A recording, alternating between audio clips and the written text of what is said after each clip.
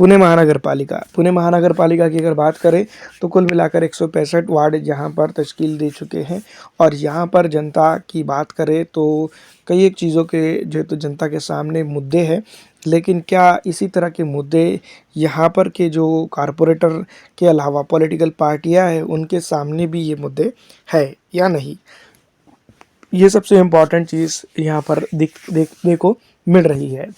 दूसरी तरफ अगर हम बात करते हैं तो इस इलाके के अंदर पिछड़ा, दलित, आरक्षित, मुस्लिम और कई अन्य समाज वर्ग के बंधुओं जो है तो चुनावी मैदान में अपने आप को कौन उनकी मकसद की बात करेगा और कौन जो है तो उनके डेवलपमेंट की बात करेगा, यही देखते हुए देख रहे हैं। लेकिन क्या वाकई में इस इलाके के अंदर ख़ास करके उन इलाकों के अंदर जहाँ पर मुस्लिम, पिछड़ा, दलित, आरक्षित समाज के लोग रहते और बसते आए, वैसे तो पूना के अंदर काफ़ी कम तादाद में मुस्लिम दिखाई देते हैं और पिछड़ा, अति पिछड़ा, आरक्षित समाज की बात करें तो यहाँ पर भी ये तबका भी कम आता है। इसके बावजूद भी डेवलपमेंट कुछ इलाकों के अंदर ही देखने को मिलता है।